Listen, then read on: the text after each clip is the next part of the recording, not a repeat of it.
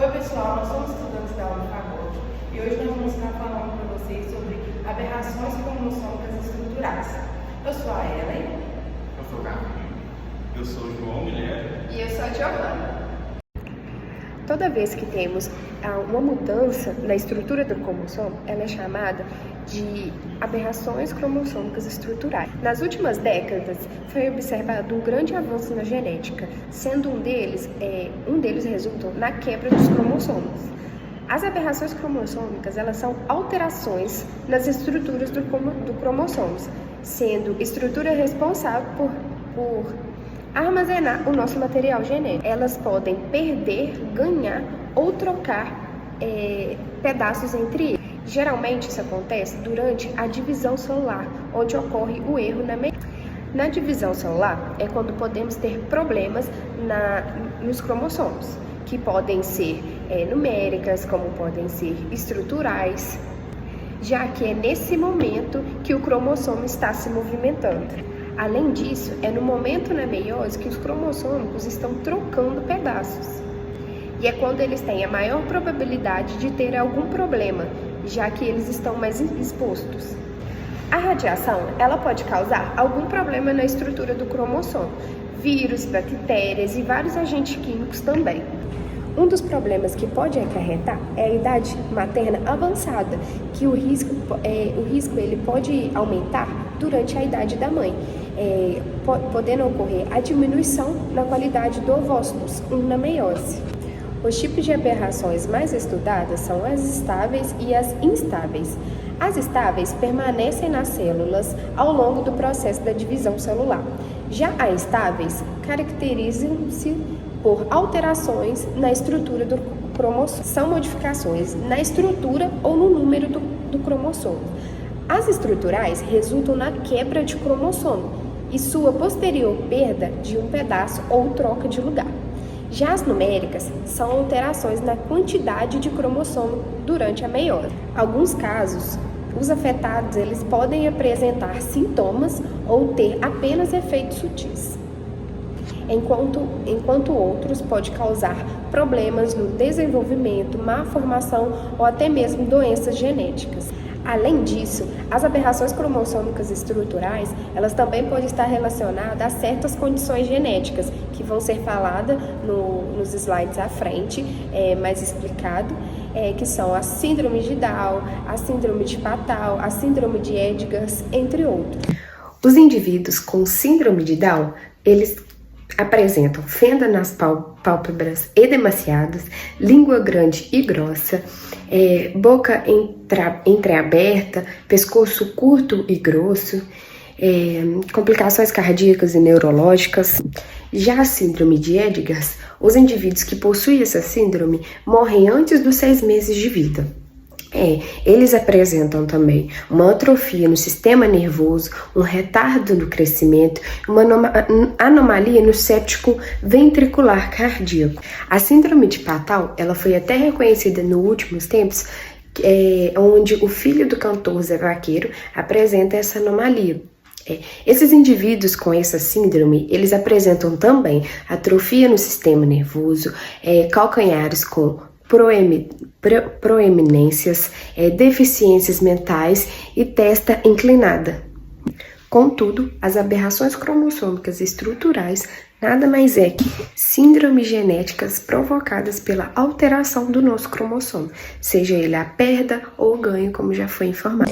As aberrações cromossômicas estruturais estão 1% em toda a população nativivos, 2% em todas as mães com a gestação acima dos 35 anos e 50% dos abortos espontâneos no primeiro trimestre de gestação. Contudo, qualquer alteração no cariotipo é chamado de mutações ou aberrações cromossômicas, causando grandes alterações no funcionamento celular, produzindo doenças graves ou até mesmo a morte.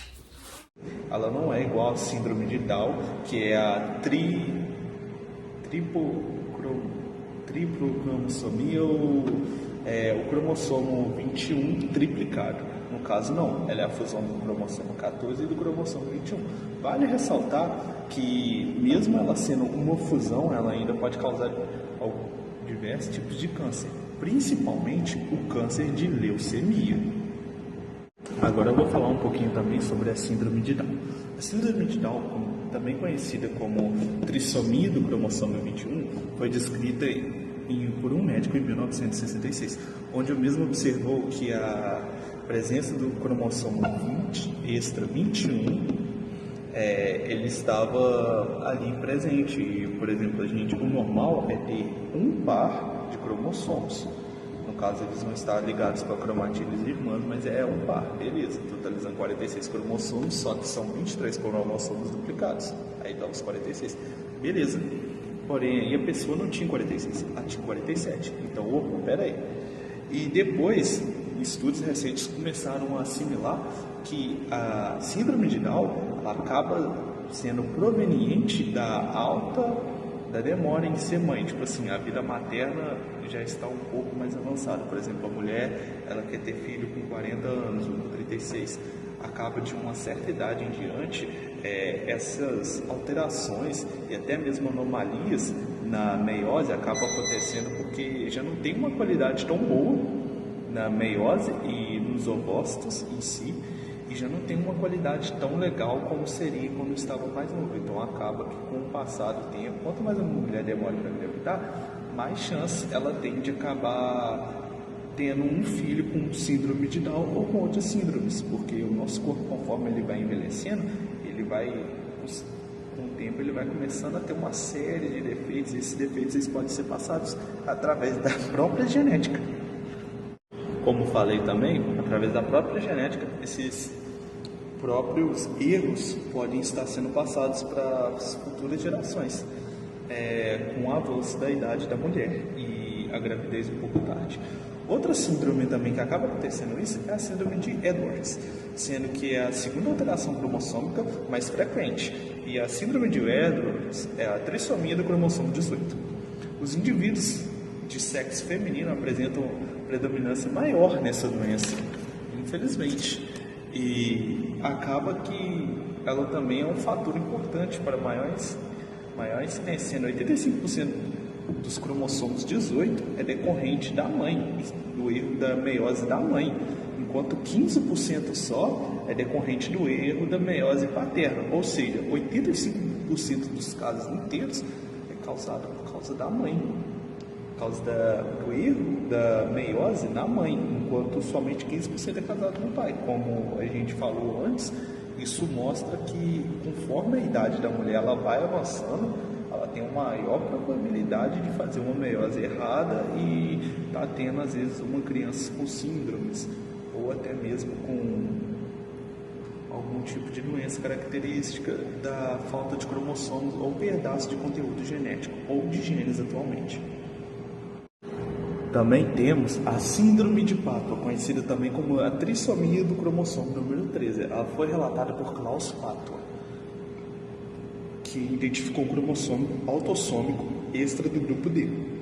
A síndrome de Patton é considerada grave e letal, sendo a média de sobrevivência dela de 2 a 5 dias. 70% das pessoas que têm essa síndrome acabam morrendo em menos de 1 ano. E é raro a pessoa conseguir chegar à vida adulta com essa doença.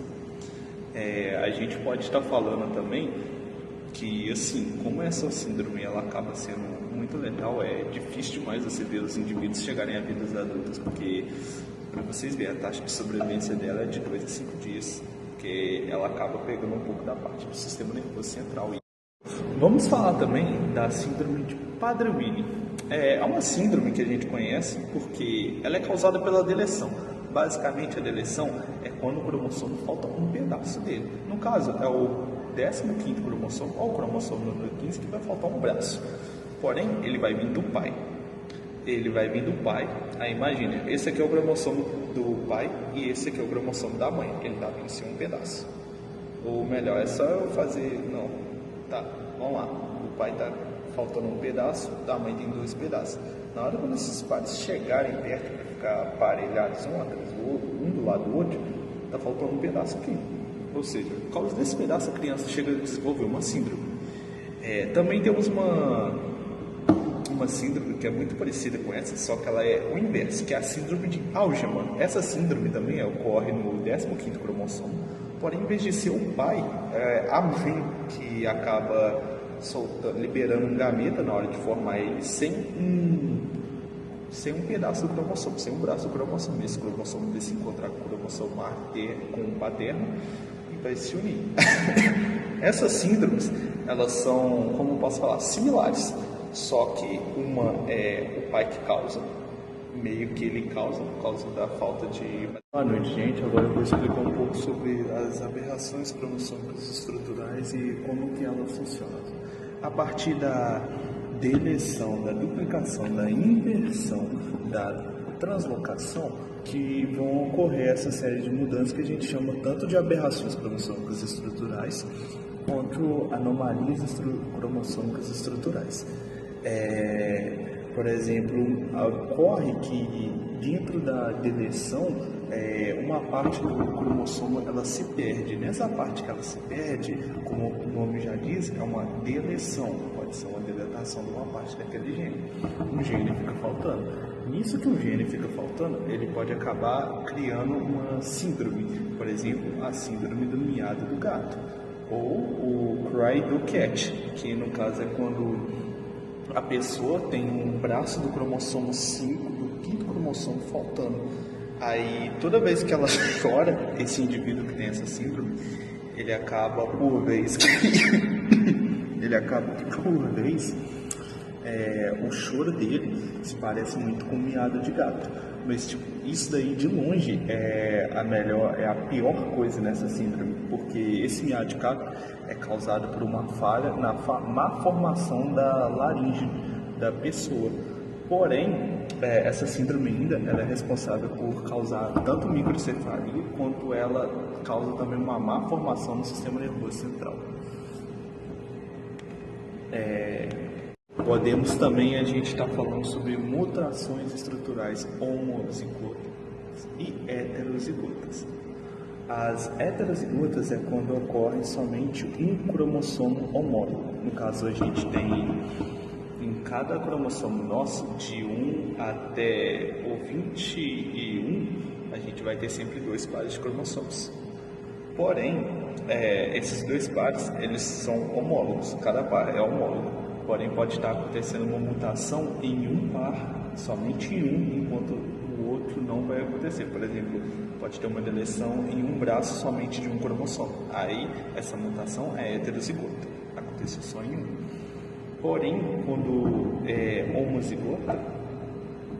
homozigótica, no caso, ela pode acontecer nos 2 cromossomos. No caso, é homólogo, vai ser um par inteiro, por exemplo, o cromossomo 21, que origina a síndrome de Down. Por exemplo, ele pode ter uma deleção, faltar um pouco do gene, ou ele pode ter uma duplicação, aí ele pode duplicar um braço a mais. Aí isso é uma mutação homozigótica, que acontece em ambos os pares. Uma parte que é muito importante para todos nós sabermos, que é o seguinte, a deleção, duplicação, inversão e translocação, elas só acontecem por causa da deleção, porque é a deleção que acaba proporcionando isso. Por exemplo, o 5º cromossomo vai lá e perdeu um braço dele. Uma cromatinha irmã vai lá e perdeu uma parte dela, um braço dela, beleza. Através disso, esse braço que ela perdeu, ele pode se ligar a outra cromatina irmã do par de cromossomo. E aí o material genético, às vezes naquele gene ali, tinha só um gene para gerar braço, e no outro lado já tinha, e juntou, ou seja, duplicou o material genético que já estava ali. Também pode ocorrer a inversão, às vezes esse pedaço, ele se separar, ele pode girar em 180 graus e se encaixar de novo. Ou ele pode simplesmente se romper no centríogo e se separar. Para isso a gente dá 2 nomes a essas situações. A gente pode falar que ela é tanto paracêntrica, que é quando elas não atingem o meio, que é o centríolo, que é onde as cromatídeas irmãs se encontram, como pericêntrica, que é quando pega o centríolo do cromossomo e gira ele também.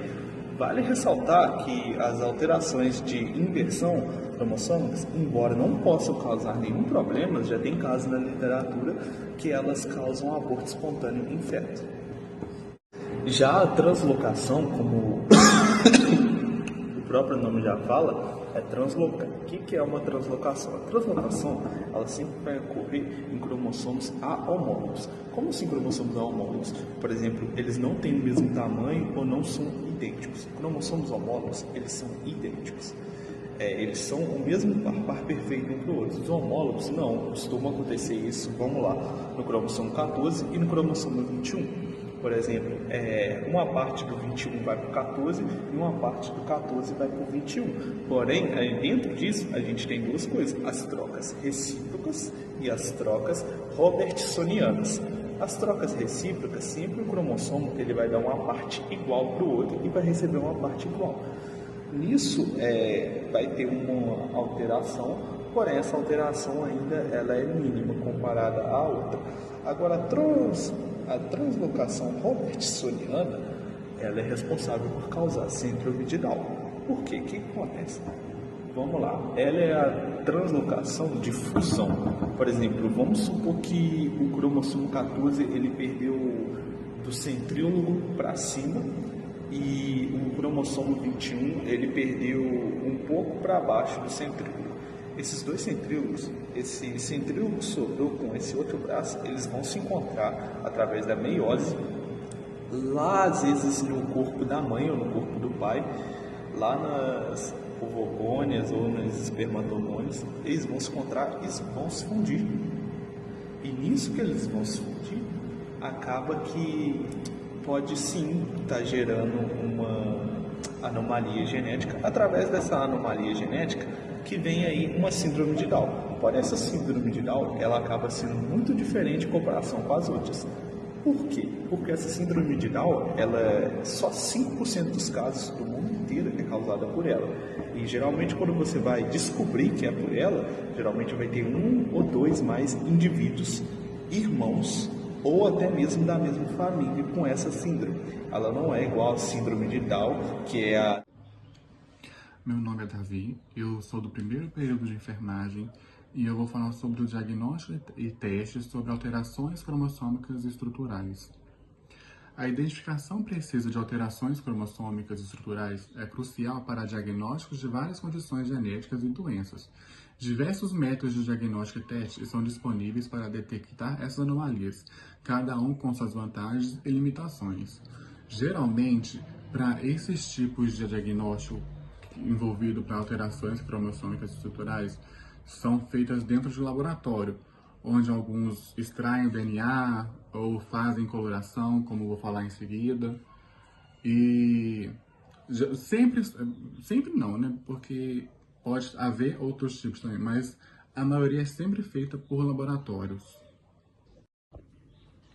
Coloração e análise agora. Após a coloração, os cromossomos são analisados sob um microscópio.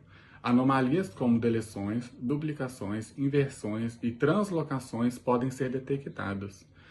Diagnósticos de síndrome cromossômicas como síndrome de Down, síndrome de Turner e síndrome de Klinefelter. Identificação também de arranjos cromossômicos em cânceres como leucemia e linfoma. Agora também eu vou falar sobre microarray cromossômico. O princípio dele é: o microarray cromossômico permite a análise de milhares de regiões cromossômicas simultaneamente, com alta resolução. Utiliza sondas de DNA que se ligam a regiões específicas do genoma. As alterações do número de cópias são detectadas comparando a amostra do paciente com uma referência. O procedimento é simples, ele é feito com extração do DNA, e o DNA é extraído das células do paciente. Hibridinização, o DNA do paciente é hibridinizado, né, e uma matriz que contém sondas do DNA.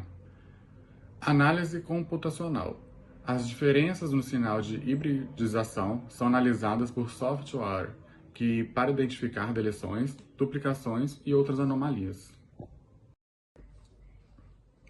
Aplicações: identificação de microdeleções e microduplicações que não são detectáveis por análise citogenética tradicional. Diagnósticos de condições genéticas como síndrome de George, síndrome de Williams e outras síndromes de microdeleção, microduplicação. Diagnósticos pré-implantacional, que é o DPI. O diagnóstico ele é utilizado em combinação com a FIV, que é a fertilização in vitro, que é feita para selecionar os embriões sem anomalias cromossômicas antes de transferi-las para o útero. Nos procedimentos da FIV, nós temos a coleta de embriões, né, que são os embriões que são criados pela FIV. Uma ou mais células são biopsiadas do embrião em estágio inicial. Logo após, a gente vai para análise genética, né, utilizando as técnicas do FISH, Microarray ou NGS, que é para detectar se tem alguma anomalia cromossômica no embrião. E depois a gente chega na seleção dos embriões, né, que é onde apenas os embriões sem anomalias cromossômicas são selecionados para transferências. Por que esse tipo de aplicação? Porque ele reduz o risco de transmissão de doenças genéticas hereditárias e aumenta a chance de uma gravidez saudável em casos de infertilidade e abortos recorrentes. Testes genéticos direcionados. Esses testes específicos para genes ou regiões cromossômicas conhecidas por estarem associadas a condições genéticas particulares. Qual que é o tipo de procedimento? Tem a coleta de amostras, que é similar a outros métodos, né, com a extração de DNA. Depois nós temos a análise, que é o teste direcionado como PCR, o sequenciamento de Sanger ou NGS, que são utilizados para analisar genes específicos. E por que essas aplicações? Porque tem a confirmação de diagnósticos genéticos quando a suspeita clínica baseada em sintomas e avaliação de risco para familiares de indivíduos afetados. Sobre testes e diagnósticos. Os diagnósticos e testes para aberrações cromossômicas estruturais são ferramentas essenciais na medicina moderna. Eles permitem a detecção precoce de anomalias, ajudando a guiar intervenções clínicas e aconselhamento genético. E com os avanços tecnológicos, os métodos de diagnósticos tornaram-se mais precisos e abrangentes, melhorando significativamente a capacidade de identificar e tratar condições genéticas complexas. Oi, eu sou o Pablo. Meu nome é Tairone. Eu sou a Uniqua. Eu sou a Tasha. E meu nome é Austin. E nós somos seus amiguinhos, os backyard.